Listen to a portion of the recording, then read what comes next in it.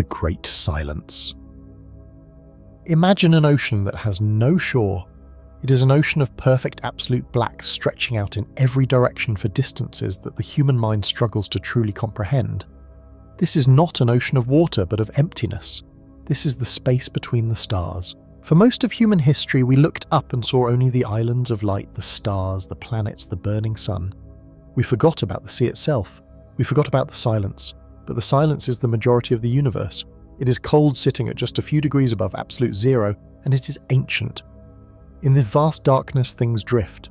Lonely stones, frozen shards of ice and dust particles travel through the void for millions of years untouched and unseen. They float in the interstellar medium, the space between solar systems. It is a graveyard of failed stars and a nursery for new ones. It is quiet here. For eons, our solar system, our sun, Earth, Mars, and the rest has moved through this silent ocean like a bubble of warmth, protected and isolated. We believed we were alone in our little neighborhood. We were wrong. The ocean has currents, and sometimes it washes things onto our shores. The Stranger 3 Atlas. It began not with a roar, but with a whisper in the data.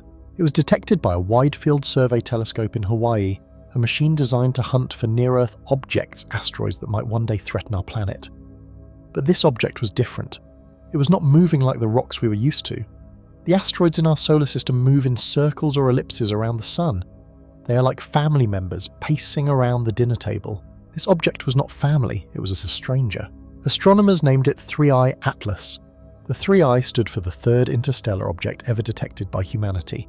The name Atlas was chosen because it seemed to be carrying the weight of a long, lonely journey upon its back. Atlas was moving too fast to be from our solar system. It was travelling at over 80,000 kilometers per hour before it even felt the pull of our sun's gravity. Based on its trajectory, it had come from the direction of the constellation Lyra, specifically from the region near the star Vega. But it had not stopped there. It had drifted for hundreds of thousands of years to reach us. When the first images came in, they were just blurry pixels. But as the calculations became precise, a shape emerged. It was not a round ball like a planet, nor a jagged potato like a common asteroid. 3I Atlas was strange. It was long and flat, roughly the shape of a splinter of wood, or perhaps a shard of a broken plate. It tumbled end over end through the dark, flashing dark red as it reflected the weak sunlight. The scientific community was electrified. The first visitor, named Oumuamua, had confused us. The second Borisov was just a boring comet, but Atlas promised to be different. It was aiming for a close encounter with the sun. "This is it," Aris Thorne, a leading astrophysicist, told the press. "It is going to pass close enough to the sun that the heat will boil its surface. We will see what it is made of. We will smell the air of another star system." The world turned its eyes to the sky. Telescopes on the ground and in space turned to watch the traveller. We prepared our spectroscopes, instruments that analyze light to determine chemical composition. We waited for the fire, the approach. Gravity is the ruler of the cosmos. As Atlas fell toward the sun, it sped up. 50,000 kilometers per hour, 100,000, 200,000, it was diving into the heart of our system. The theory was simple. 3I Atlas was likely a dirty snowball similar to the comets in our own system. Comets are made of rock and ice. When they get close to the sun, the heat causes the ice to turn directly into gas, a process called sublimation. This gas creates a glowing cloud around the object called a coma, and a long, beautiful tail that stretches across the sky. This tail is what scientists wanted. By analysing the light shining through that tail, we could tell if Atlas was made of water, ice, carbon dioxide, or something else entirely. It was going to be a free sample of alien chemistry. As October turned into November, Atlas crossed the orbit of Mars. It crossed the orbit of Earth. It was getting hotter. The surface temperature of the object began to rise from hundreds of degrees below zero to hundreds of degrees above zero. Any day now, the scientists said, the tail will appear. But the ocean of space kept its secrets. Atlas remained a dark, tumbling point of light. There was no cloud, there was no fuzz. It looked like a piece of dry rock, dead and frozen. The event of November 5th. November the 5th was the day of perihelion, the moment 3I Atlas would be closest to the sun. It was passing inside the orbit of Mercury, dangerously close to the solar fire. At mission control centers across the globe, the mood was tense. Screens displayed streams of data. Graphs showed the brightness of the object. Everyone expected the outgassing to begin. The heat at this distance was intense enough to melt lead. If there was any ice on Atlas water, methane, nitrogen, it should be exploding out in a spectacular display. The moment came, the moment passed. The screens remained flat. No coma detected, a technician reported, her voice confused. Spectroscopy shows no water vapor, no carbon monoxide, nothing. A heavy silence fell over the room, mirroring the silence of the void outside. 3i Atlas was just a rock. It was a dry, dead stone from a dead star system. The disappointment was palpable. It was like waiting years for a letter from a distant friend, only to open the envelope and find a blank sheet of paper. "It's just an asteroid." Thorne sighed, taking off his glasses. A piece of rock ejected from a collision. Rare, yes, but not the revelation we hoped for. But then the data shifted. An hour after the closest approach, the tracking system sounded an alarm. It wasn't a chemical alarm, it was a navigational one. When an object moves through space, its path is determined by gravity. The sun pulls it in, speed pushes it out. It is a perfect, predictable dance. Isaac Newton figured this out centuries ago, but 3 Atlas was deviating. "C'est pas ça," this technician called out, her voice higher this time. "The object is accelerating." "Accelerating, you mean from the gravity slingshot?" "No, sir, it is accelerating more than gravity allows. It is pushing itself away from the sun. This happens with comets. When ice turns to gas and shoots out of a comet, it acts like a rocket thruster. It pushes the comet, changing its speed. This is called non-gravitational acceleration." "So it is a comet," Thorne said, rushing to the screen. "Where is the tail? Where is the gas?" "That is the problem, sir," the technician pointed to the monitor. "There is no tail, there is no gas. We are looking at it in infrared, ultraviolet and visual light. There is zero mass loss. Nothing is coming off the surface." The room went cold. This was impossible. To accelerate, you need a force. For a comet, that force is the jet of gas. But Atlas had no gas. It was a dry stone. Yet something was pushing it. It was speeding up, pushing away from the sun as if it had an engine or a sail or a will of its own. The sensors searched for the ghost tail, the invisible gas that must be there to explain the movement. They found nothing. The math did not add up. Atlas was behaving like a living thing that had dipped its toe into the fire, felt the heat, and decided to run away. On the monitors, the small dark red shard tumbled silently away from the sun, heading back out toward the dark ocean of interstellar space. It kept its secrets. It offered no explanation. It left the observers on Earth not with answers, but with a profound, chilling sense of unease. The visitor had arrived, it had seen us, and now inexplicably it was running. For centuries, astronomers looked up at the night sky and assumed that our solar system was a closed house. We believed that everything orbiting our sun, the planets, the asteroids, the comets, was born here. They were family members formed from the same primordial cloud of dust and gas billions of years ago. We thought the space between stars was too vast and too empty for objects to cross the divide and visit us. But that comfortable illusion was shattered very recently, changing our understanding of the cosmos forever. To understand the magnitude of the arrival of 3i Atlas, we must first look back at the recent history that paved the way for this moment. The door to the interstellar deep was kicked open in October 2017. That was when humanity first spotted 1a Oumuamua. It was a shock to the scientific community. This object was not like the rocks we were used to. It was reddish, tumbling wildly through space and shaped strangely like a long cigar or a flattened pancake. Oumuamua was confusing.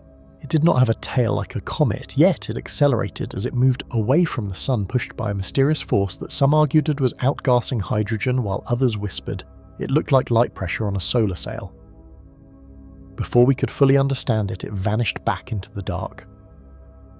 2 years later, in 2019, the second visitor arrived, 2i Borisov. Unlike Oumuamua, Borisov was comforting to scientists. It looked exactly like a rogue comet. It had a tail of dust and gas. It behaved predictably, and it proved that interstellar visitors were likely common ghostly wanderers passing through our neighbourhood all the time. These two objects were the scouts. They taught us to keep our eyes open. But nothing could have prepared us for the third arrival. This brings us to the chilling reality of 3i Atlas. If Oumuamua was a confusing riddle and Borisov was a familiar ghost, 3i Atlas is something entirely different. It defies the profiles established by its two predecessors. The most immediate and unsettling difference is its physical consistency. Both Oumuamua and Borisov showed signs of wear and tear from their millions of years travelling between stars. They were battered by cosmic radiation and tumbled chaotically. 3i Atlas does not tumble. It rotates with a terrifying mechanical precision. Furthermore, analysis of its light reflection, or rather its lack of reflection, suggests a surface composition that we have never seen on a comet or asteroid. Oumuamua was red and rocky, Borisov was icy and dusty. 3I Atlas is incredibly dark, absorbing almost 99% of the sunlight that hits it. It is blacker than fresh asphalt, almost invisible against the void of space. This suggests a surface made of unknown, highly absorbent metallic compounds or carbon structures that do not exist naturally in our solar system. It does not release gas or dust as it gets closer to the Sun. It is a solid, silent monolith. The sheer mass of the object is also an anomaly.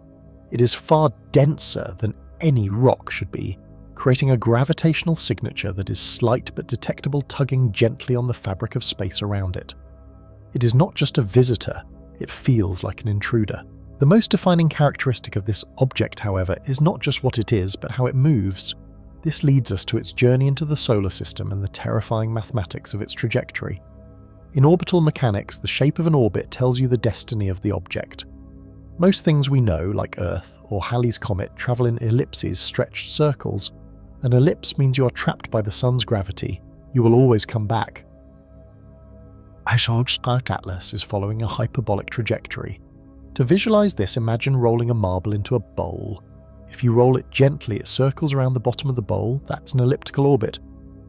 But if you shoot a marble with a high-powered slingshot, it ignores the curve of the bowl completely. It dips in once, moves incredibly fast past the center, and flies out the other side, never to return. Getty images. This object is moving with what scientists call hyperbolic excess velocity. It is traveling at speeds exceeding 80 kilometers per second relative to the Sun.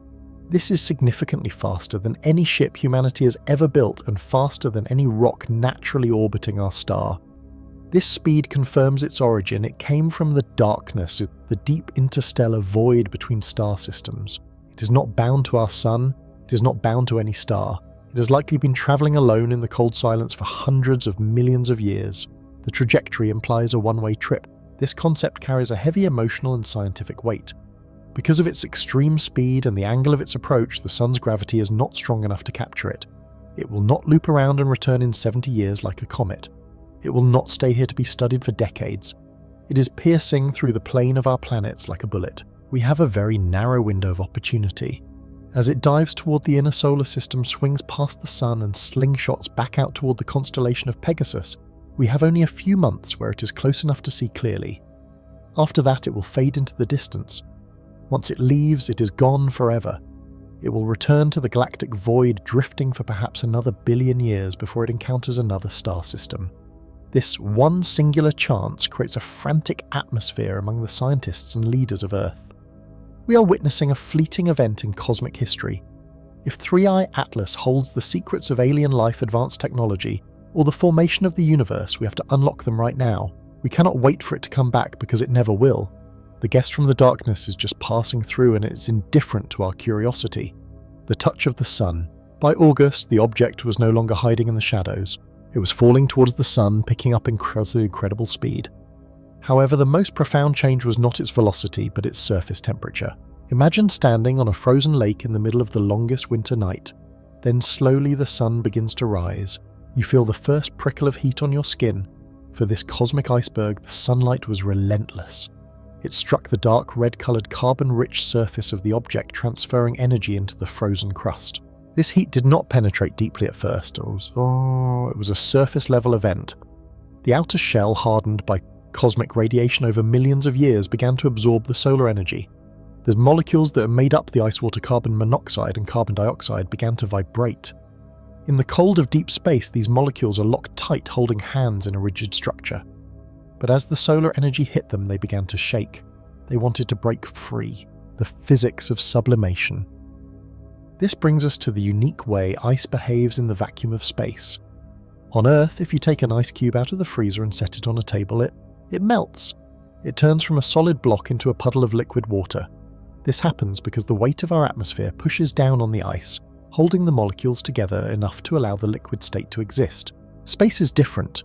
There is no air. There is no atmospheric pressure pushing down on the object. It is a pure vacuum. In a vacuum, a substance cannot exist as a liquid in the open. It is physically impossible for water to remain liquid without pressure. Therefore, when the ice on this object got hot enough, it could not melt into water.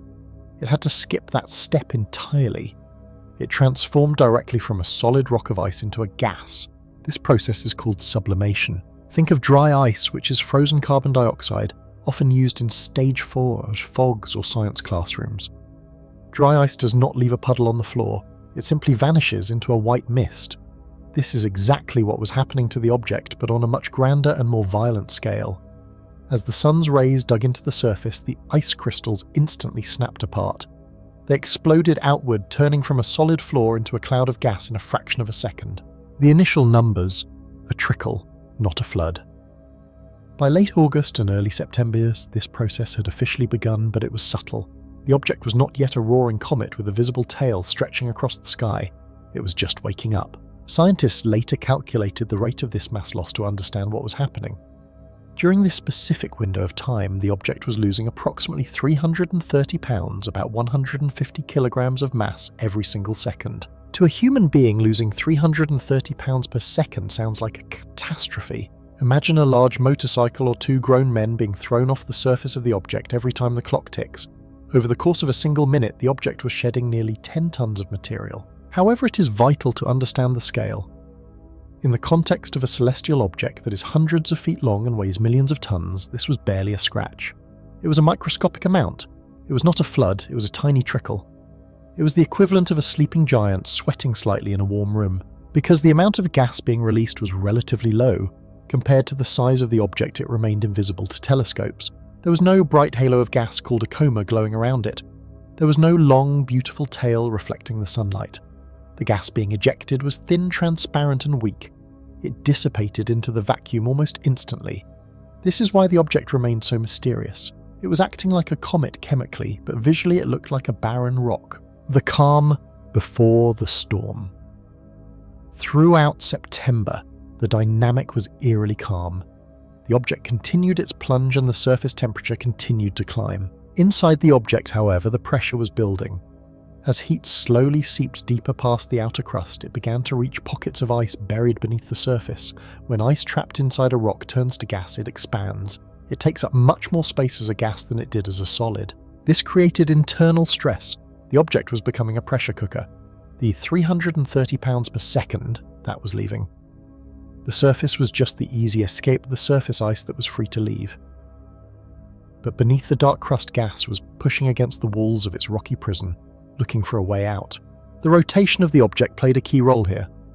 As it tumbled through space, different sides faced the sun, then turned back to the cold dark.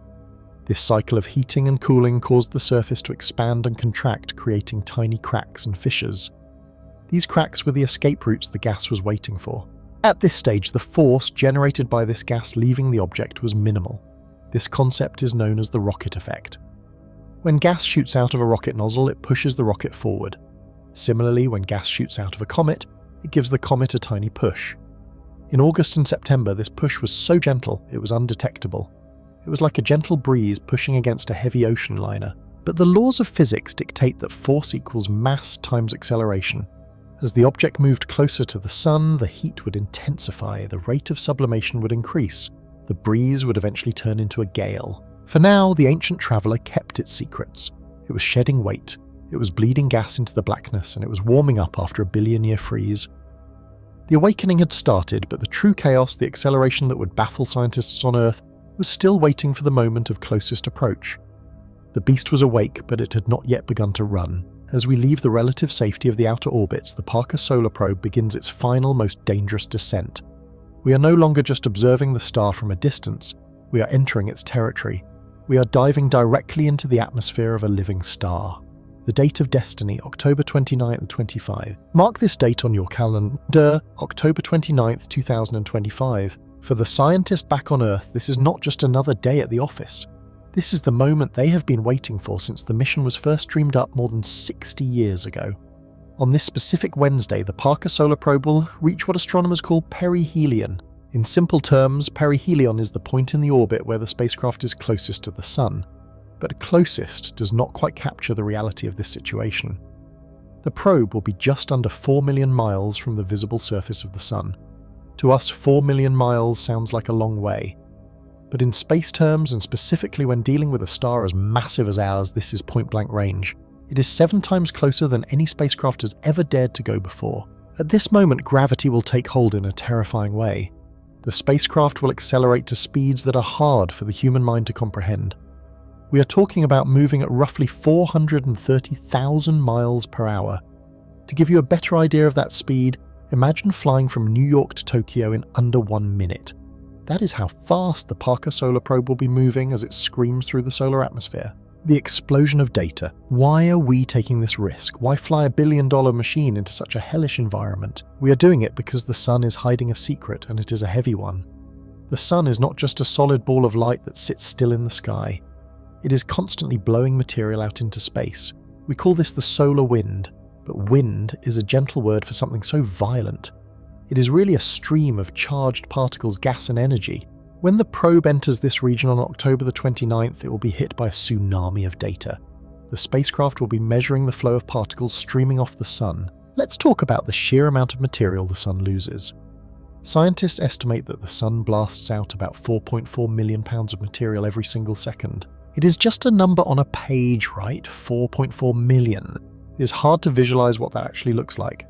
So let us use an image that everyone recognizes, the Boeing 747.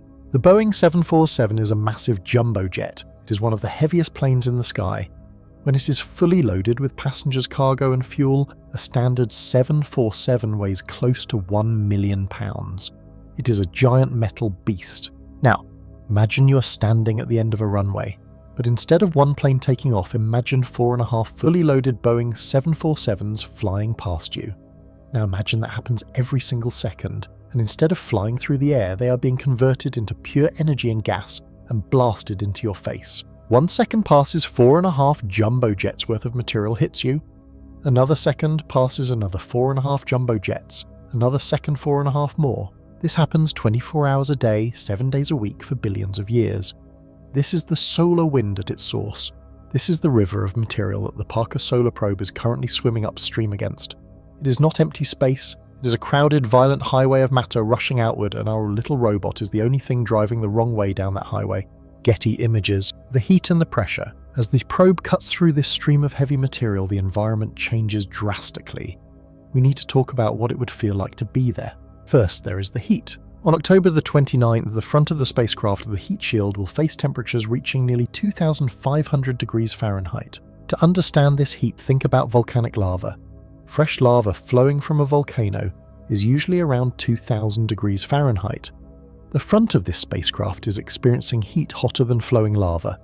It is hot enough to melt steel. It is hot enough to turn most metals into a puddle of liquid instantly. But here is the magic of engineering. The Parker Solar Probe carries a special shield. It is a thermal protection system made of a carbon composite foam sandwiched between carbon plates. It is only about 4.5 inches thick. This 4.5-inch shield is the only thing standing between the delicate computers and total destruction. If you were small enough to ride on the spacecraft, the sensation would be bizarre. On the front side of the shield, a few inches away, the temperature is hotter than a volcano. But if you were hiding behind the shield in the shadow, the temperature would be a comfortable 85 degrees Fahrenheit. You could literally sit there in a t-shirt and be fine, while just inches away steel would melt. It is the most extreme difference in temperature anywhere in the solar system. However, heat is not the only thing the probe has to worry about. There is also pressure. We usually think of space as a vacuum, an empty place with no pressure. But inside the sun's corona, things are different. The magnetic pressure is intense. The sun is like a giant magnet. It is covered in magnetic field lines that twist, snap and break. These magnetic fields are what cause solar flares and explosions. At perihelion, the probe is flying through a tangled web of these invisible magnetic ropes. If you could feel magnetic pressure, it would feel like the air was vibrating with tension. It is similar to the feeling of standing next to a massive speaker at a rock concert where you can feel the bass thumping in your chest, except this is magnetic energy, not sound. The probe will experience magnetic waves crashing over it like ocean waves crashing on a shore. These are called Alf-Venn waves. They are fast, erratic and powerful. They push and pull at the spacecraft. The sensors on board are designed to ride these waves, measuring how they move and how they transfer energy. The sounds of the sun. If we could convert these data signals into sound, which scientists actually do, so they can analyze them, it would not sound like a fire burning. A fire on Earth makes a crackling noise. But inside the solar furnace, the data sounds like a roar. It sounds like a hurricane wind screaming through a tunnel. It is filled with whistling sounds caused by plasma instability and sudden pops and cracks as magnetic fields snap. So on October the 29th, 2025, imagine our brave little explorer. It is alone millions of miles from home. It is flying faster than a bullet. It is facing the heat of a volcano. It is being bombarded by the weight of 4 massive airplanes every second. It is navigating a storm of invisible magnetic waves, and it is doing all of this while staying perfectly cool in the shadow of its shield, calmly recording everything and preparing to send the secrets of the stars back to us. It is walking through the fire so that we can understand how the fire works. This is the ultimate test. This is the journey into the furnace. As the celestial wanderer raced toward its ultimate test, it began to slip away from the protective darkness of the deep night sky and into the overwhelming dominance of the sun. This transition marked the beginning of the solar conjunction, a period that represents a total blackout for observers on the ground. For weeks, amateur astronomers and professional observatories had tracked the object with ease, but as it drew closer to the star at the centre of our system, the angle between the comet and the sun became dangerously small. From the perspective of Earth, the comet was moving directly into the glare of the day. Trying to view an object this close to the sun with standard optical telescopes is impossible and dangerous. The sheer intensity of the solar light would instantly blind sensitive sensors and damage human eyes. Therefore, the comet effectively vanished from sight for the vast majority of the world. It had entered the forbidden zone of the sky, a place where only specialized spacecraft equipped with instruments designed to block out the sun's direct disk could dare to look. For everyone else, the comet was gone, swallowed by the very light that was causing it to glow. This disappearance initiated a profound observational silence, a period of tense waiting that felt much longer than it actually was. For the scientific community, this was the moment of the cliffhanger. They knew exactly where the comet was mathematically. Orbital mechanics are precise and the laws of gravity do not fluctuate. They knew that at that very moment the object was diving through the solar atmosphere subjected to temperatures reaching millions of degrees and tidal forces strong enough to rip solid rock apart. However, knowing where it was and knowing how it was surviving were two very different things. During this silence, the only updates came from space-based solar observatories. These instruments provided grainy, low-resolution images where the sun was covered by a black disk to reveal the fainter space around it. Scientists and enthusiasts alike refreshed their screens repeatedly, waiting for the pixels to update, looking for a bright smudge entering the frame. It was a vigil held in the digital realm. The silence was heavy with the knowledge that sun-grazing comets are notoriously fragile. Many have entered this phase as promising mountains of ice and dust only to vanish completely evaporated into nothingness before they could emerge on the other side. The tension was heightened by the massive gap between expectation and reality. Based on the physics of comets, the predictions for this event were spectacular. Standard models suggested that as the nucleus, the frozen heart of the comet, approached the sun, the heat would cause the ice to sublimate violently. Sublimation is the process where a solid turns directly into gas.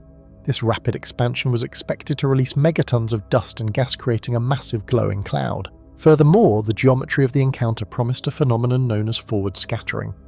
This is a lighting effect similar to how dust motes dancing in a sunbeam look incredibly bright when you look toward the window. Scientists calculated that if the comet survived the intense heat, the sunlight backlighting the dust would amplify its brightness by a significant factor, possibly making it visible even in the daylight sky to the naked eye. The math predicted a long, majestic tail sweeping behind the comet, a structure composed of energized particles and illuminated dust that would stretch for millions of kilometers. The expectation was a great comet, a historic display that would be remembered for decades. However, the reality that unfolded behind the veil of light was starkly different. The universe has a way of humbling our predictive models. As the object plunged toward its closest point to the sun, known as perihelion, the structural integrity of the nucleus failed. The comet was not a solid singular rock, but likely a rubble pile, a loose collection of ice and stones held together by weak gravity. The intense solar pressure acted like a hammer blow. Instead of a glorious brightening, the sensors detected a sudden plateau in luminosity. The bright condensed point of light that represented the nucleus began to smear out. The monster tail that physics had promised did appear, but it was not attached to anything. The head of the comet had disintegrated. The heat had penetrated deep into the core, causing internal pressure to build up until it simply blew the comet apart. What emerged from the glare was not the solid, bright survivor everyone had hoped for, but a headless ghost. The expectations of a long structured tail were replaced by the reality of a dissipating cloud of debris. The dust that should have formed a magnificent trail was now just a scattering of particles drifting apart in the solar wind. The anticipated spectacle had turned into a funeral pyre for the celestial object. The heavy observational silence was broken not by cheers of a new discovery, but by the quiet realization that the comet had given everything it had to the sun, leaving nothing behind but a fading memory of what could have been. The calendar on the wall flipped to November 5th, a date that had been circled in red ink by astronomers all over the world. This was the day of the grand re-emergence. For weeks, the object had been hidden behind the glare of the sun, lost in the blinding light where no telescope could safely look. We called this the perihelion passage the moment the object swept through its closest approach to our star. In the control rooms of observatories from Chile to Hawaii, the atmosphere was thick with tension. The air conditioners hummed against the silence of the scientists. Most computer models predicted that the intense heat and the crushing gravitational pull of the sun would tear the object apart. We expected it to emerge as a cloud of dust, a shattered ghost of its former self.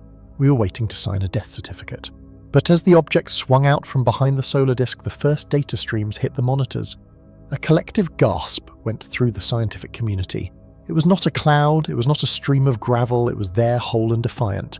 It had survived the fire. However, the relief was short-lived, replaced almost instantly by a deep, unsettling confusion. We were looking at a physical impossibility. This brings us to the heart of the mystery, the battle between what we heard and what we saw. In the world of astronomy, we have two main ways of sensing the universe. One is imaging, which is simply taking a picture. The other is spectroscopy, which is analysing the light to see what materials are present.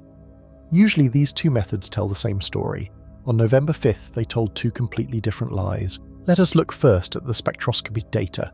Think of this as listening to the object. When sunlight hits a rock or a ball of ice, the chemicals on the surface change the light slightly. By spreading that light out into a rainbow, we can read the chemical fingerprints.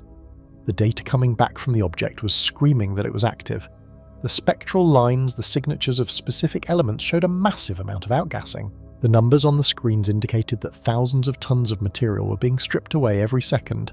The graph lines for gases like cyanogen and diatomic carbon were spiking high. To a spectroscopist, this data was clear evidence of a cometary disintegration. The numbers said the object was boiling alive, shedding its skin and losing mass at a catastrophic rate. According to the chemistry, this thing should be surrounded by a massive thick cloud of gas and dust thousands of kilometers wide. Then we looked at the pictures. Imaging is the art of seeing. We pointed our most powerful optical sensors at the coordinates provided by the tracking systems. If the spectroscopy was right, the image should have shown a large fuzzy blob, a glowing atmosphere called a coma surrounding a nucleus. Instead, the screen showed a pinprick. It was a perfect sharp point of light. In photography terms, we call this a point source. It looked exactly like a distant star. There was no fuzziness at all. There was no halo of gas. There was no tail stretching out behind it. The background of space around the object was pitch black. This was the paradox. How can an object be releasing thousands of tons of gas per second, yet remain perfectly clear to the camera? It was like standing next to a roaring bonfire, hearing the crackle of the wood and smelling the smoke. But when you open your eyes, you see only a clean block of wood with no fire and no smoke. The data claimed it was exploding. The image claimed it was a solid polished rock. We tried to rationalize it. Was the gas invisible? No. The laws of physics say that if gas is dense enough to be detected by our chemical sensors, it must reflect sunlight. It should be visible to the eye. Was the dust too fine to see? Unlikely. Fine dust is actually better at scattering light than heavy rocks. The ghost aspect of the object became the primary topic of debate. It seemed to possess a stealth capability that nature does not usually provide. It was venting material, but somehow that material was vanishing the moment it left the surface, or it was being ejected in a way that made it optically invisible to our cameras. The disconnect between the chemical composition and the physical appearance was absolute. To understand just how strange this was, we must compare it to a standard visitor from the outer solar system, comet Neowise. Remember Neowise? It graced our skies in the year 2020. It was a textbook example of how a celestial object should behave when it gets close to the sun. As Neowise approached the heat, its ice began to sublime, turning directly from solid to gas. This process created a massive, beautiful coma. Through a telescope, you could not even see the solid core of Neowise, because it was hidden inside a glowing ball of fog.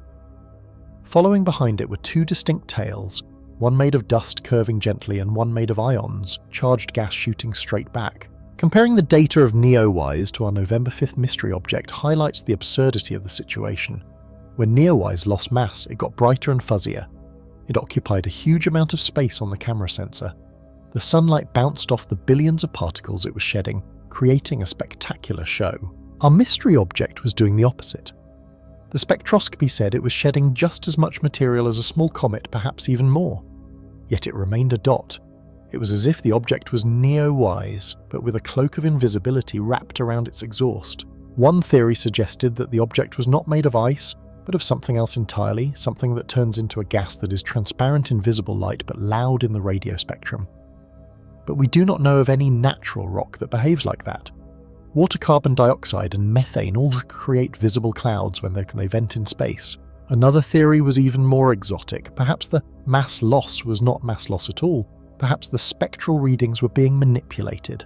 If the object was artificial, could it be emitting a signal that mimicked the chemical signature of outgassing to confuse us? That sounded like science fiction, but every natural explanation was running into a dead end.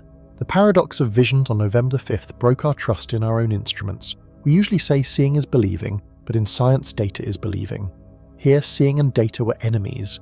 The object was a solid point of light that sang the song of a dying cloud. As the object moved away from the sun, retreating back into the darkness of deep space, the mystery did not solve itself. The lack of a visible tail, despite the chemical evidence of one, suggested that we were dealing with a density and a surface composition that had no match in our geological records. It was heavy, it was small, and it was hiding its own decay. The paradox left us with a chilling question. If we cannot trust the light coming from the object to tell us what it is made of, how can we possibly understand what it wants? The silence of the image spoke louder than the noise of the spectrum. The object was keeping its secrets hidden in plain sight, defying the very laws of optics that we had relied on for centuries. In the vast, silent emptiness of our solar system, there is one rule that rules them all: gravity. Since the days of Isaac Newton, astronomers have understood that gravity is the conductor of the cosmic orchestra. When an object, be it a planet, an asteroid, or a comet, travels around the sun, its path is dictated entirely by the gravitational pull of the sun and the planets. It is a predictable dance. If you know the speed of the object and its position, you can calculate exactly where it will be next week, next month, or 10 years from now. When astronomers first detected Oumuamua, they assumed it would follow these rigid laws. They treated it like a simple rock thrown into the air. Gravity would slow it down as it moved away from the sun, and the trajectory would be a perfect smooth curve. The team at NASA's Jet Propulsion Laboratory JPL and the European Space Agency tracked the object with extreme precision using the Hubble Space Telescope and powerful ground-based observatories. They mapped its path as it dove toward the sun and began its journey back out into the darkness. But as the weeks went by, the data started to look strange. The numbers did not add up. In June 2018, a team of researchers led by Marco Micheli published a groundbreaking paper in the journal Nature. They revealed that Oumuamua was not behaving as it should. The object was deviating from the path that gravity alone would dictate. It was slightly off course. To be more specific, it was moving faster than expected. The deviation was not massive, but in the precise world of orbital mechanics, it was undeniable. At the distance where Oumuamua was located, the gravitational pull of the sun should have slowed it down to a specific speed. However, the object was travelling at a speed slightly higher than that calculation allowed. It was as if something was pushing it from behind. This extra push is what scientists call non-gravitational acceleration.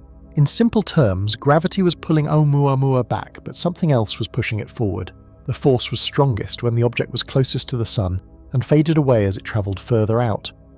This mysterious push requires an explanation, and in the world of comets and asteroids, the standard explanation is something known as the rocket effect. To understand the rocket effect, imagine you're standing on a frozen lake wearing ice skates. You're holding a heavy fire extinguisher. If you spray the extinguisher away from you, the gas shoots out in one direction and you slide backward in the opposite direction. This is Isaac Newton's third law of motion. For every action, there is an equal and opposite reaction. Comets work in a very similar way.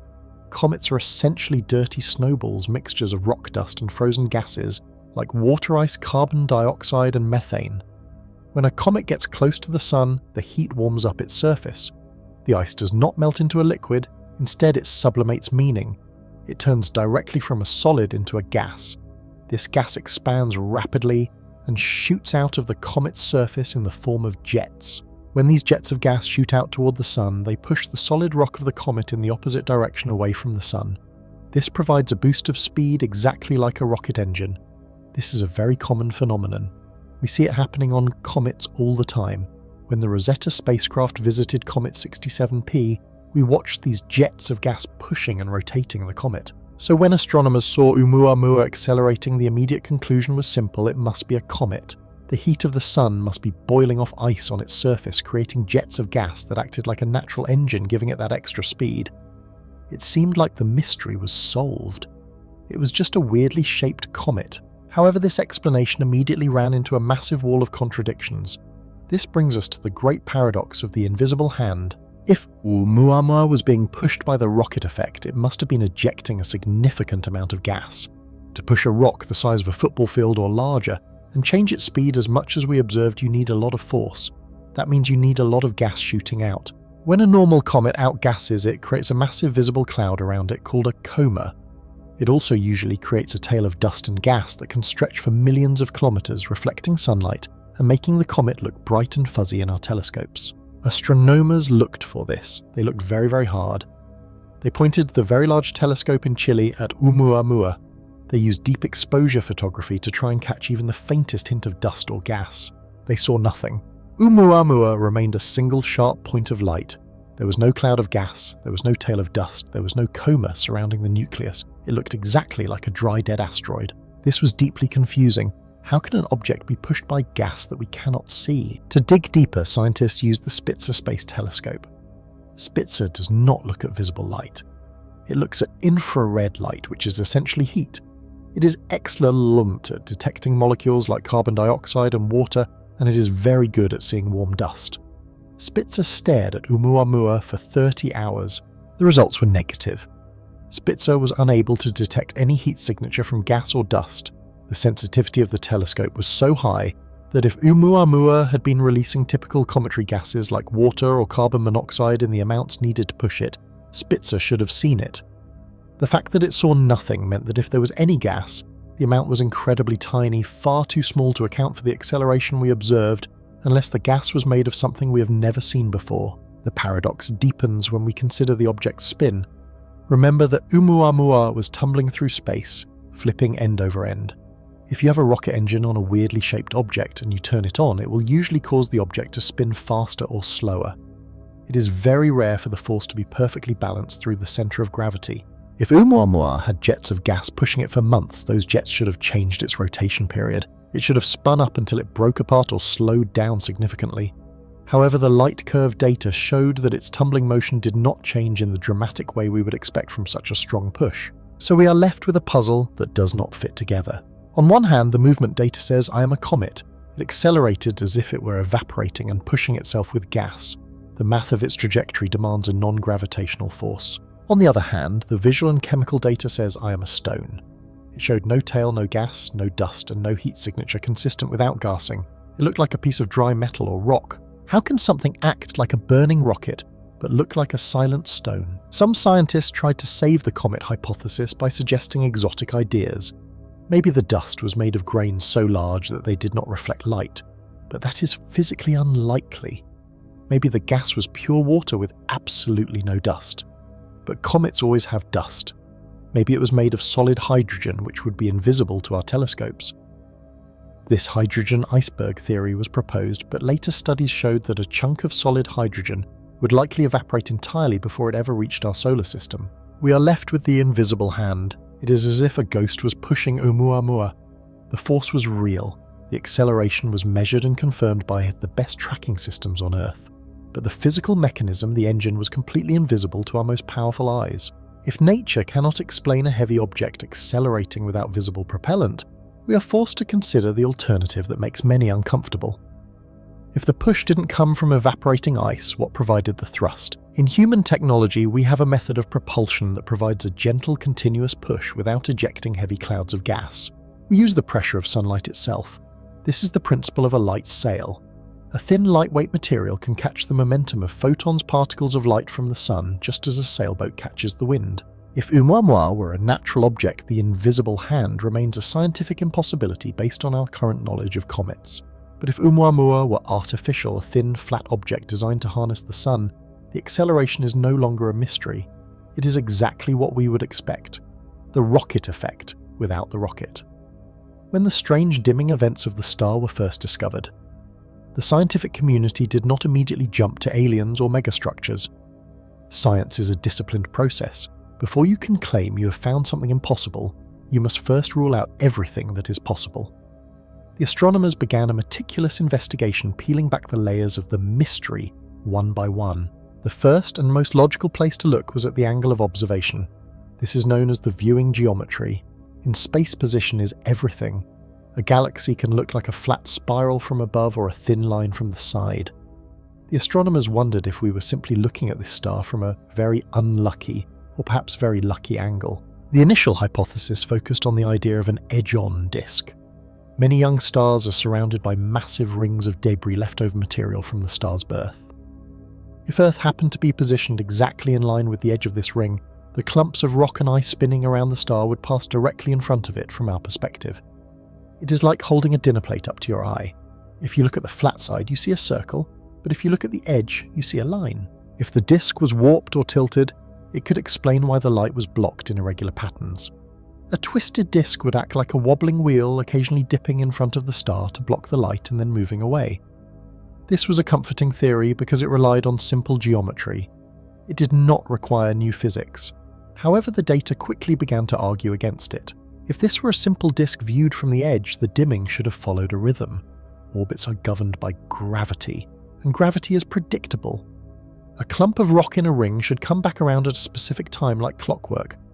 But the star refused to follow a schedule. The dips in light were chaotic, random, and unpredictable. Furthermore, an edge-on disk usually blocks a lot of infrared light all the time, but the telescope data showed that the star was mostly clear for years, only to be interrupted by these sudden violent events.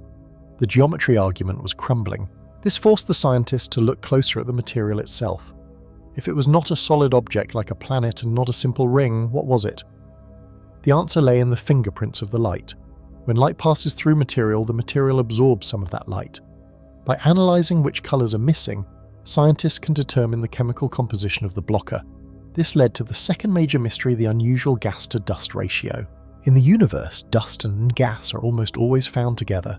They are the twin children of the cosmos. In a standard cloud of interstellar material, for every single kilogram of dust, you expect to find about 100 kilograms of gas, mostly hydrogen and helium. It is a fixed recipe like baking a cake. If you have flour dust, you usually have water gas. But when the astronomers analysed the light curves during the dimming events, they found something that violated this recipe.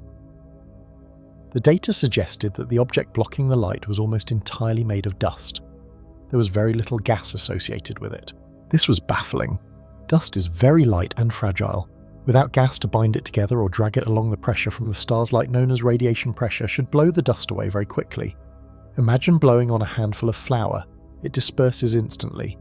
For the dust to stay clumped together in a cloud dense enough to block 20% of the star's light, there should have been gas holding it there, but the gas signatures were missing. The dust itself was also strange. By looking at how different colours of light were blocked, the scientists could estimate the size of the dust grains. If an object blocks all colours of light equally like a brick wall, the object is solid and large. If it blocks blue light more than red light like a sunset, it is made of fine particles. The data whispered that this was exceedingly fine dust particles, smaller than a micrometer. These are tiny specks like smoke. Smoke in space dissipates rapidly. The fact that this smoke was hanging around the star, without gas to anchor it, suggested that something was constantly replenishing it. Something was grinding rocks together to create fresh dust over and over again. To solve this contradiction, the astronomers called upon the most powerful eyes on Earth and in space. This marked the phase of intense scrutiny by the major observatories, specifically the Very Large Telescope VLT, the Hubble Space Telescope, and the Atacama Large Millimeter Array ALMA. The Hubble Space Telescope observed the star in ultraviolet and visible light. Hubble is excellent at seeing high-energy processes. It confirmed that the dimming was indeed happening, and that the dust was filtering the light in a way that matched the fine-grain theory. It proved the material was not a solid opaque object like a planet or a companion star. It was definitely a diffuse cloud. Then the Very Large Telescope VLT in Chile looked at the star in the infrared spectrum.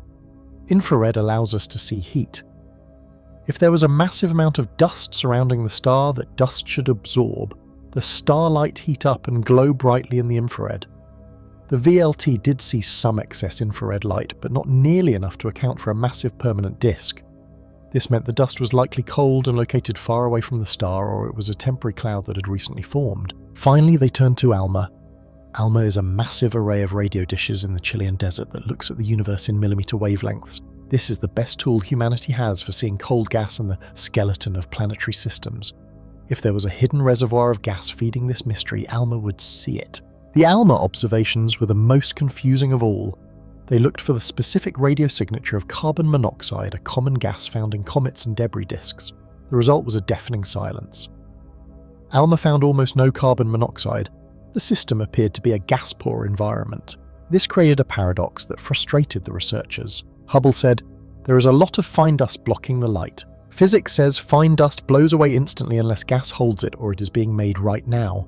ALMA said there is no gas to hold it. The observatories, rather than solving the puzzle, had deepened it. They had confirmed that the star was surrounded by a ghostly veil of material that defied the standard models of how star systems age. It was a system full of smoke, but with no fire and no air.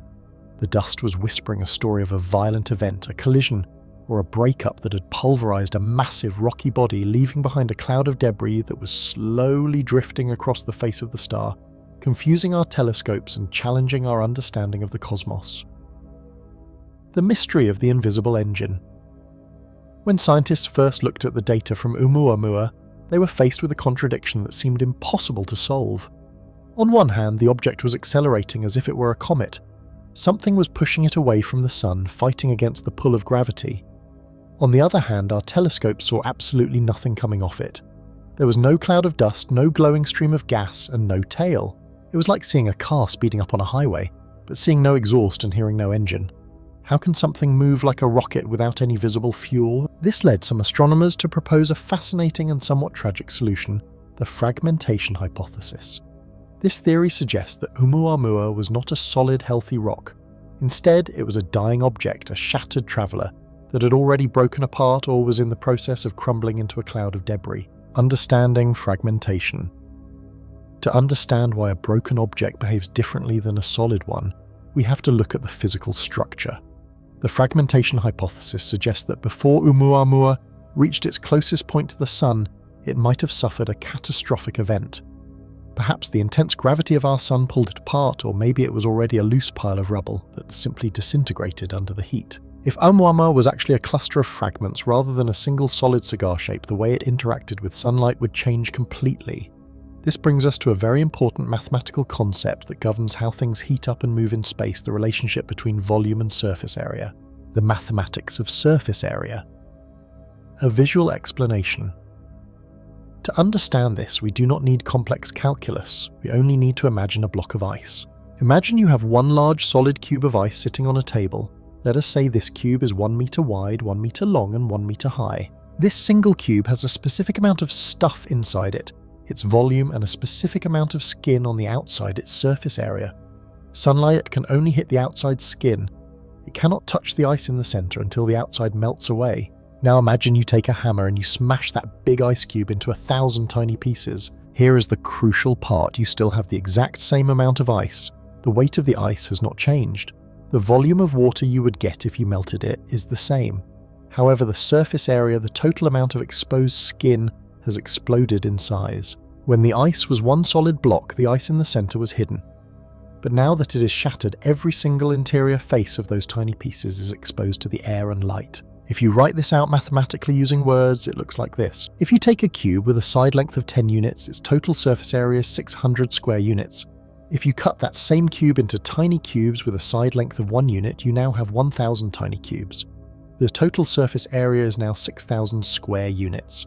By breaking the object, you have increased the area that catches sunlight by 10 times, even though the mass stayed the same. Why surface area creates speed.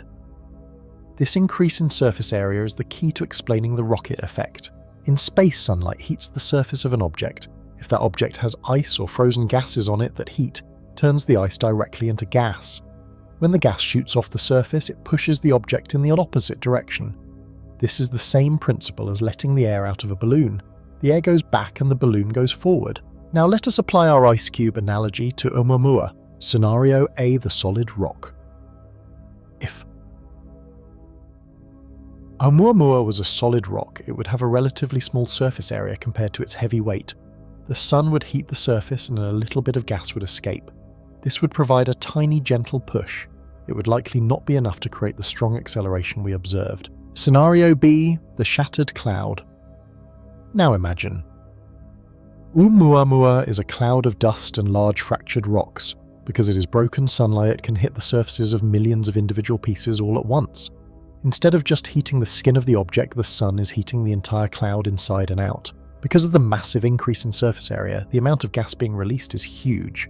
Millions of tiny jets of gas are firing from millions of tiny fragments simultaneously. However, because the object is broken, it effectively has less structural weight holding it back.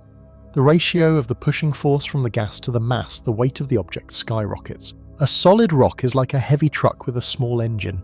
A shattered cloud is like a feather with a leaf blower behind it. The shattered object will accelerate much, much faster than the solid one, solving the mystery of the invisible tail. This theory leaves us with one final question. If Oumuamua was releasing so much gas because it was broken, why didn't we see it? Usually when a comet releases gas, it carries dust with it, creating a bright, beautiful tail that reflects sunlight. The fragmentation hypothesis offers a clever solution to this as well. When a normal comet creates a visible tail, it is usually ejecting very fine microscopic dust like the kind you wipe off a bookshelf.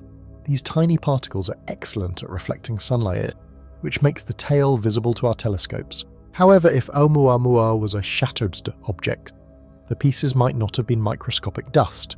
They might have been larger grains, imagine gravel or coarse sand rather than flour. If the debris field is made of these larger grains, they still have enough surface area to generate the gas needed for acceleration. But they are too big to be easily pushed into a long flowing tail by the pressure of sunlight. Most importantly, larger grains do not scatter light as well as fine dust. They are much harder to see from Earth. Furthermore, if the object had shattered, the ice trapped inside might have been very pure. When pure nitrogen or hydrogen ice turns into gas, it is invisible. It does not glow like the carbon-based gases we see in typical comets. Conclusion: the ghost of a world. So the shattered traveller theory paints a dramatic picture. It suggests that what we saw was not a spaceship and not even a healthy asteroid.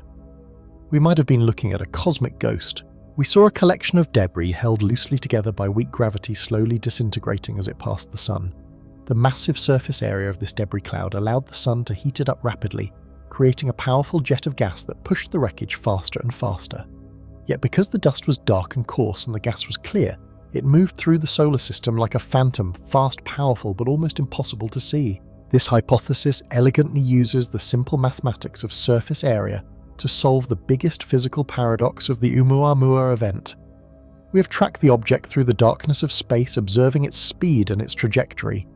But to truly understand this visitor, we must look deeper than its movement. We must look at what it is made of. When astronomers turn their spectroscopes, instruments that break light into a rainbow of colours, to identify chemical elements toward the object, they were not just looking at a rock. They were looking at a recipe cooked up in an alien kitchen. This is the alchemy of the stars. By analysing the gas and dust shedding off this traveller, we are granted a rare glimpse into the building blocks of a completely different solar system. Chemical analysis: carbon dioxide, carbon monoxide and nickel vapour. When a comet or an icy body approaches a star, it begins to wake up. The heat from the star warms the frozen surface, causing the ice to turn directly into gas. This process releases dust and vapour, creating a glowing atmosphere around the nucleus known as a coma. By studying the light passing through this coma, scientists can read the chemical fingerprint of the object. For our interstellar visitor, the results were both familiar and startlingly unique: carbon dioxide and carbon monoxide. The first major ingredients detected were simple carbon-based compounds. astronomers found significant amounts of carbon dioxide and surprisingly a very high concentration of carbon monoxide. In our daily lives, we know carbon dioxide as the gas we exhale, but in the vacuum of space it exists as hard ice. Carbon monoxide is even more volatile. It is a gas that freezes only at incredibly low temperatures. The fact that this object was spewing out massive amounts of carbon monoxide tells us something crucial about its history. It has been very, very cold for a long time. It suggests that the object has spent most of its existence in the deep freeze of interstellar space, far away from the warming touch of any star. The mystery of nickel vapor. However, the real shock came when the sensors picked up the signature of heavy metals. Specifically, they detected the spectral lines of nickel. In the context of comets finding, nickel is incredibly strange. Usually metals like iron and nickel are locked away inside the rocky core of a comet or asteroid. To turn a metal like nickel into a gas vapor, you usually need extreme heat temperatures hot enough to melt rock. Yet this object was not hot. It was travelling through the cold reaches of our system, nowhere near hot enough to boil metal. So how was nickel vapor present in the cold gas cloud surrounding the object? The leading theory is a form of low-temperature alchemy. Scientists believe the nickel was not floating free as a metal, but was originally trapped inside a special molecule combined with carbon monoxide. When sunlight hit these molecules, it broke the bonds holding them together. This process, called photodissociation, released the nickel atoms into the cloud. This discovery was a smoking gun. It revealed that the chemistry of this visitor was far more complex than a simple ball of ice. It contained a sophisticated mix of heavy metals and volatile gases that we rarely see behaving this way in our own backyard, different from comets in our solar system. To understand why this chemical makeup is so special, we have to compare it to what we know. We have studied hundreds of comets that originate from our own solar system, comets that come from the Kuiper belt or the Oort cloud surrounding our sun, the standard dirty snowball. A typical comet from our solar family is often described as a dirty snowball. It is made mostly of water ice mixed with dust, ammonia and methane. While our comets do contain carbon monoxide, the ratio is usually quite low compared to the water content. Water is the dominant ice in our system's comets, the interstellar difference. This visitor, however, broke the standard mold. The ratio of carbon monoxide to water was exceptionally high. In some observations, it appeared to have far less water than a typical solar comet and far more carbon monoxide. This chemical imbalance suggests that the object formed in a region of space with a different temperature gradient than our solar system. Perhaps it formed much further away from its parent star than our comets did, in a region so cold that carbon monoxide could freeze solid in massive quantities. Or perhaps the disk of gas and dust it was born in had a chemically different starting mixture richer in carbon and oxygen variants than the cloud that formed our sun and Earth. Furthermore, the detection of atomic nickel vapor is extremely rare for solar system comets at the distances where this visitor was observed. While we have seen traces of metals in comets that graze the surface of the sun, sun grazers seeing it in an object as far out as Mars or Jupiter is unheard of. It highlights a fundamental difference in the structure or the surface composition of this alien wanderer. It is not just a dirty snowball, it is a metallic carbon-rich capsule that plays by different rules. Origin story: where it was born. If the chemistry is different, the origin must be different. The unique flavour of this object allows astronomers to reverse engineer its history and imagine the world it came from. A chaotic birth. The high presence of volatile gases like carbon monoxide suggests this object was born in the outer fringes of a protoplanetary disk, the swirling ring of dust and gas that surrounds a young star before planets are formed. In our own solar system, the giant planets Jupiter, Saturn, Uranus and Neptune migrated and moved around during their youth. Their massive gravity kicked trillions of small, icy bodies out into deep space. We believe this visitor suffered a similar fate. It was likely born around a star that was perhaps smaller and cooler than our Sun, possibly a red dwarf M-dwarf system, which are the most common stars in the galaxy. In this alien system, giant planets may have been fighting for position. As these massive planets danced around their star, their gravity acted like a slingshot. The Great Ejection. Imagine a chaotic game of cosmic billiards. This object, originally a small icy moon or a large asteroid, drifted too close to a gas giant planet in its home system. The planet's gravity grabbed hold of it, not to capture it, but to fling it outward. With a massive gravitational kick, the object was accelerated to escape velocity. It was thrown out of its home system entirely. It crossed the boundary of its star's influence and entered the void. The long journey. For millions, perhaps billions of years, it drifted through the emptiness between the stars. In that deep void, the temperature is near absolute zero. This extreme cold preserved its chemical structure perfectly. The carbon monoxide and nickel complexes were frozen in time at a time capsule from a solar system that might not even exist anymore. It travelled alone, passing through silence and darkness until chance brought it to our doorstep, a different neighbourhood. The fact that its chemical composition differs from our local comets tells us that star stuff is not the same everywhere. The cloud of gas that formed its parent star might have been enriched by the explosion of different supernovae than the ones that enriched our solar system. It might have formed in a denser cluster of stars where radiation chemically altered the ices before they even clumped together. In summary, this object is not just a rock. It is a physical sample of a distant world. It carries within its ice and vapour the history of a star we have never seen. The carbon monoxide tells us of the freezing dark where it slept. The nickel vapour tells us of the complex chemistry of its birth. It is a reminder that while the laws of physics are the same everywhere, the ingredients of the universe are mixed in infinite surprising varieties. We are looking at a piece of a puzzle from a box we didn't even know existed. As the object draws nearer, the scientific world has fractured into two distinct camps, creating one of the most intense intellectual debates of the 21st century. At the centre of this storm stands Professor Avi Loeb. For years, Loeb has argued that we are looking at the universe with our eyes half closed. His perspective is simple but controversial. If we assume everything we find in the sky is a rock or a ball of ice, we will never find anything else. Loeb compares the situation to walking on a beach. Most of the time you find smooth stones and seashells, which are natural.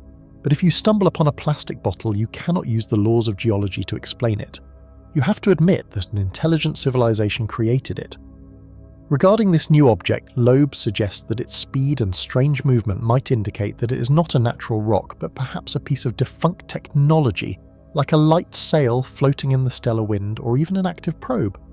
He urges the community to gather evidence rather than relying on old assumptions. However, the mainstream scientific community remains cautious.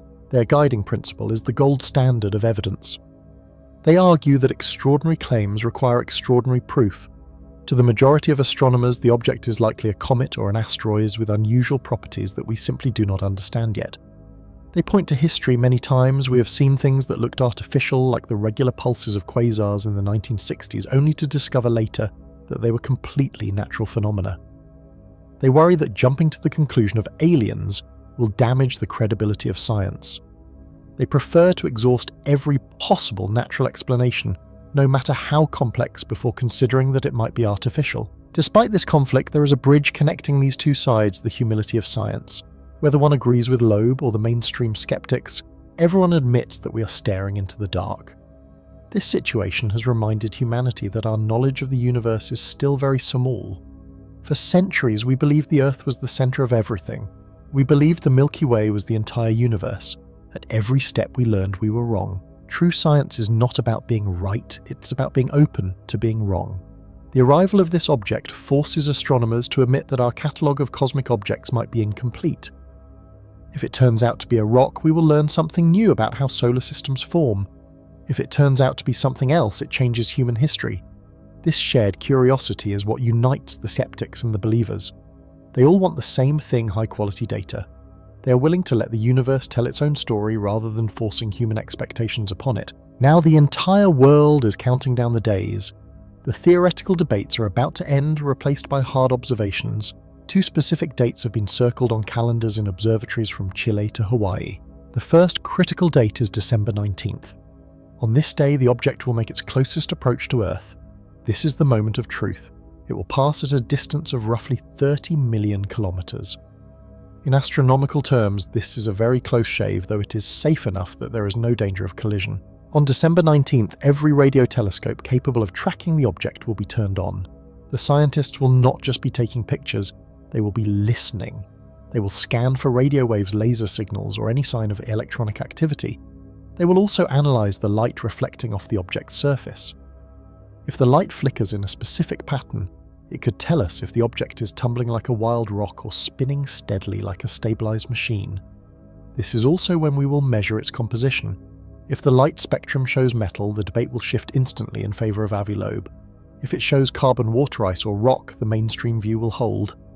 The tension leading up to this date is palpable. It is the day humanity looks up and waits for a hello. However, the story does not end in December.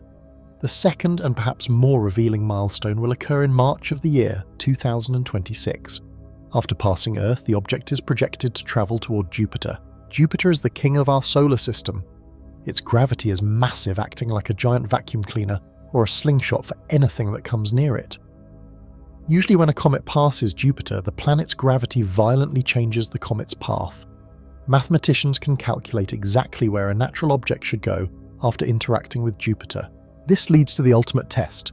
In March 2026, scientists will watch how the object behaves near the gas giant.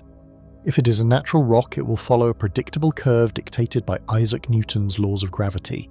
It will be pulled in and thrown out on a specific path. But if the object possesses any form of propulsion, an engine, a solar sail, or a guidance system, it might resist Jupiter's pull. If the object deviates even slightly from the mathematical prediction, if it turns when it should fall, or speeds up when it should slow down, we will have our confirmation. A non-gravitational acceleration at this stage would be the smoking gun. It would prove that the object is deciding where to go rather than just drifting. These two dates, the close-up inspection in December and the gravitational stress test in March 2026, are not just scientific opportunities. They are the moments that will define our generation. We are no longer just guessing. We are waiting to see if the universe is finally knocking on our door. The screens have finally gone dark. The frantic stream of data which once flowed like a river into the observatories of Hawaii, Chile, and the Canary Islands has slowed to a trickle, and then to nothing at all. For the last few years, we have watched the visitor race away from us, moving faster than any ship we could ever hope to build.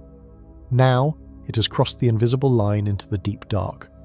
The story of our first known interstellar visitor is effectively over.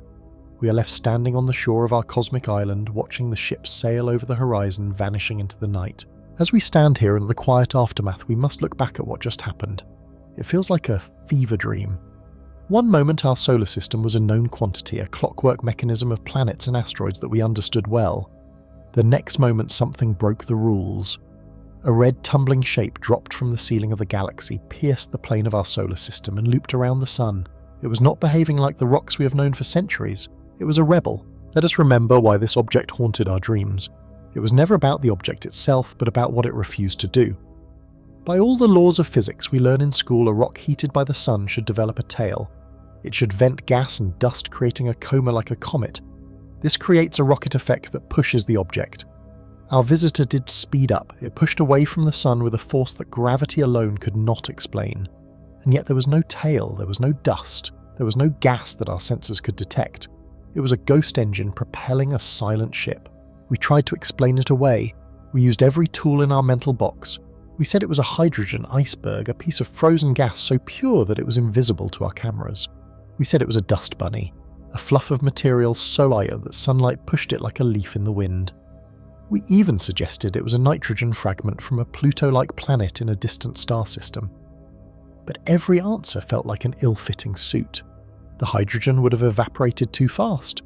The dust bunny would not have held together.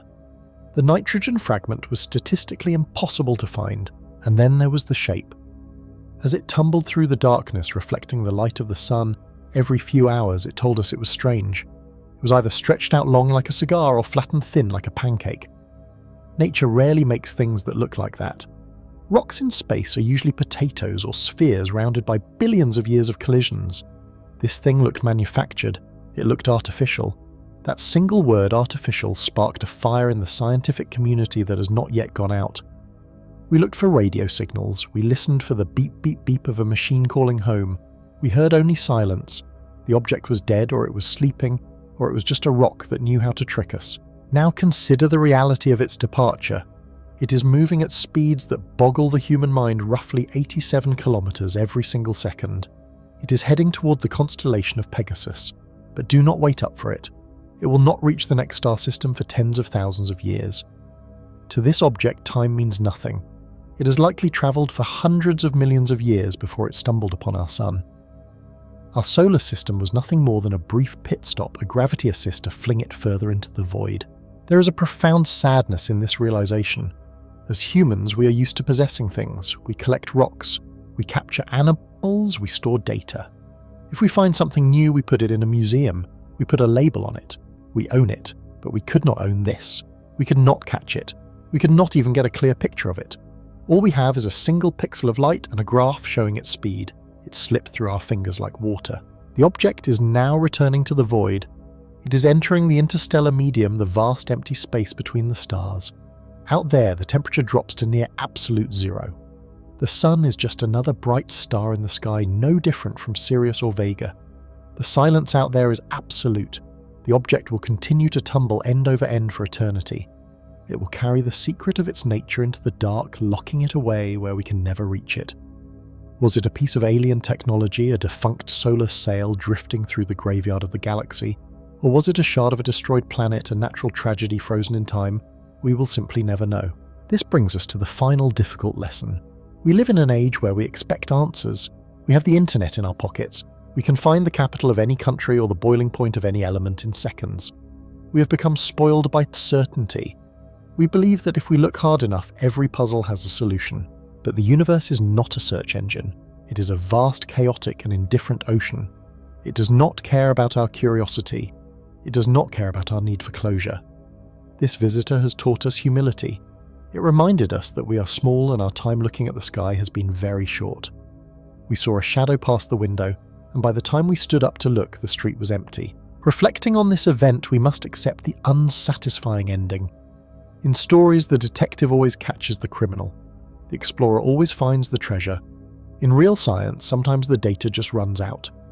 The book closes before the final chapter is written. This ambiguity is not a failure. It is the fuel for the future. Because we do not know what this object was, we will build better telescopes. We will launch faster interceptor rockets. We will watch the sky with wider eyes, terrified that we might miss the next one. This object was a mirror. When we looked at it, we saw our own fears and our own hopes. Those who fear invasion saw a weapon. Those who are lonely saw a friend. Those who love science saw a puzzle. It reflected our humanity back at us. So as the visitor fades into the eternal blackness, leaving no footprint and no address, we should not feel cheated. We should feel gifted. We were awake at the right time to see it. We were smart enough to know it was strange. The universe is under no obligation to explain itself to us. It does not owe us a handshake. It does not owe us a clear picture. It does not owe us an answer key at the back of the book. But in its infinite salience, it gives us something better. It gives us the mystery itself. It gives us a reason to keep looking up, to keep wondering, and to remember that the dark is full of things we have not yet imagined. The visitor is gone, but the door it opened in our minds will never close again.